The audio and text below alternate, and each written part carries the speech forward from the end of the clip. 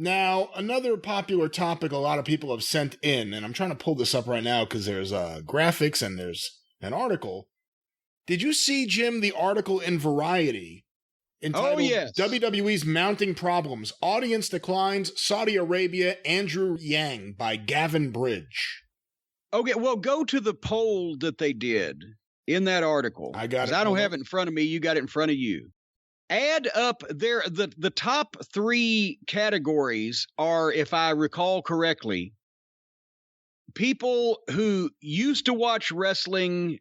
Well, no, it's basically they're answering the question of why don't you watch wrestling if you used to watch wrestling, and the wrestling is either too much more cartoony than when I watched it, the characters, they use that word, aren't as good, or the matches aren't as good. Those are the top 3, right? Well, I have it here, and it appears that they let people maybe vote for more than one category. Well, yeah. The way I'm taking it, but the top there's a lot of big percentages there, but the vast majority of people fit in those 3 categories that answered those questions. The top 3 categories are: it seemed more cartoonish than when I liked it, the storylines were not as good or interesting, and the characters were not as good or interesting.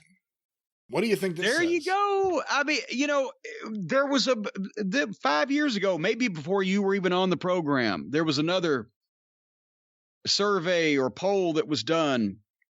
And it really illustrated where the territories had stayed stronger, because this was in North America, which included Canada and the United States. But I remember specifically the Canadian results.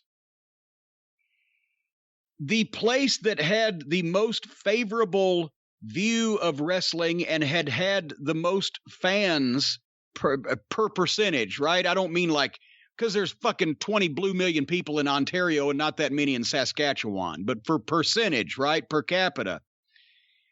The best reputation for wrestling in Canada came in Alberta and in Quebec. And then Ontario wasn't far behind, but it was because of the obviously Stampede Wrestling, and in Alberta wrestling was a big deal. The territory was strong. Quebec, the Rougeaus, the French Canadian, influence in wrestling. So, and then in America, a lot of it, regionally, it depended on whether there was a strong territory in that place or not, and when it died out. But this bears it out again. There are multiple times more people that used to watch professional wrestling and don't anymore than there are watching it now. And I don't see how anybody can dispute this anymore. I've known it from going to fan fests. I've known it from going to comic cons, where you don't see just the wrestling crowd, but you see a crowd.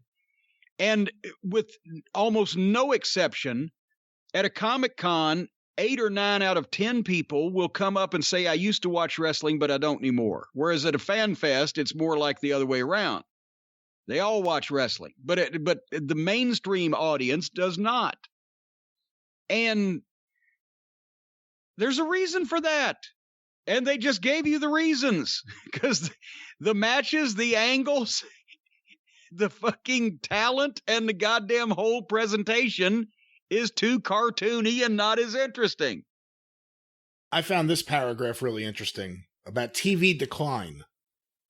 WWE's flagship show, Raw, has lost around 2 million viewers for most 2020 episodes versus 2015 levels, with Monday's 1.67 million viewers 50.1% lower than 2015 show. McMahon has consistently blamed storylines for the ratings plunge, without acknowledging that he is the man who signs off on the stories. That right there says it all. Every conference call, it's, we got to do better with the stories, we got to fix the stories, we're excited about the new stories. It's him.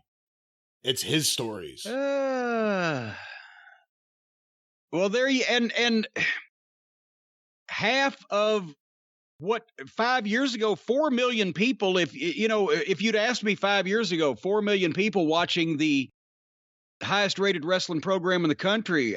We thought that was kind of sucky, right? Now it's less than 2 million. If only someone could have predicted this. If only someone could have said, when you tell everybody and let them in on everything, then there's no way to fool anybody anymore. Which, not fool as in a con man, shyster, Ponzi scheme, but fool as in that's how the magic show works. If only we'd said, if you don't do so much, they won't get so immune to it, and concentrate on getting yourself over instead of your fucking stunts. All those, if only someone could have predicted these things.